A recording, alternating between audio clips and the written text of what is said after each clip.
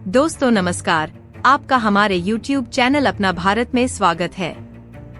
Video अच्छा लगे तो लाइक, शेयर और कमेंट करना न भूलिएगा।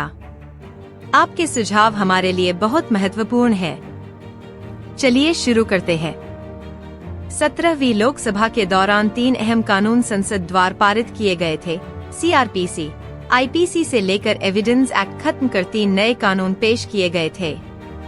ये कानून 1 जुलाई 2024 से लागू हो जाएंगे।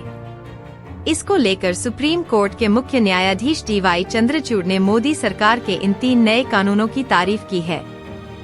उन्होंने विधि एवं न्याय मंत्रालय द्वारा पेश नए कानूनों को लेकर आयोजित एक कॉन्फ्रेंस में कहा कि 3 नए कानून समाज के लिए बेहद ही जरूरी है और देश न्याय प्रणाली में ऐसे बदलावों के लिए तैयार भी है। CJI चंद्रचूड़ ने कहा कि इन 3 नए कानूनों से भारतीय समाज में एक नए अध्याय की शुरुआत होगी। उन्होंने कहा कि नए कानून भारत के क्रिमिनल जस्टिस सिस्टम में अभूतपूर्व बदलाव लाएंगे और पीड़ित पर भी ध्यान दिया जाएगा। CJI ने कहा कि पुराने कानून की सबसे बड़ी खामी उनका बहुत पुराना होना था। वो कानून 1860, 1873 से चले आ रहे थे। CJI ने कहा कि नए कानूनों का संसद से पारित होना इस बात का साफ संदेश है कि भारत बदल रहा है और हमें मौजूदा चुनौतियों के लिए नए तरीके चाहिए। सर्वोच्च न्यायालय के मुख्य न्यायाधीश ने कहा कि पुराने तरीकों की सबसे बड़ी खामी पीड़ित पर ध्यान न दिया जाना था। नए कानून में इस बात का ध्यान रखा गया है कि अभियोजन और जांच कुशलता से हो सके। इसके साथ पीड़ित के हितों का भी ध्यान रखा गया है।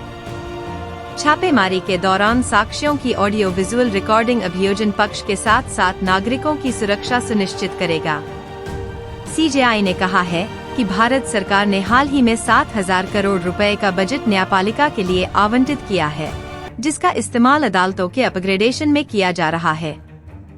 CJI ने कहा कि नवंबर और 31 मार्च के बीच 850 करोड़ रुपए हार्डवेयर और सॉफ्टवेयर को अपग्रेड करने में खर्च किए गए हैं। CJI चंद्रचूड़ ने कहा कि वह हमेशा से घरेलू डिजिटल कोर्ट इंफ्रास्ट्रक्चर तैयार करने की हिमायत करते रहे हैं। CJI ने नए कानूनों के तहत जांच को लेकर कहा कि फॉरेंसिक टीम की मौजूदगी जांच में मददगार होगी। उन्होंने कहा कि नए कानून नई जरूरतों के लिए हैं, लेकिन हमें ये सुनिश्चित करना होगा कि इंफ्रास्ट्रक्चर पर्याप्त रूप से विकसित हो और जांच अधिकारियों को ट्रेनिंग मिले।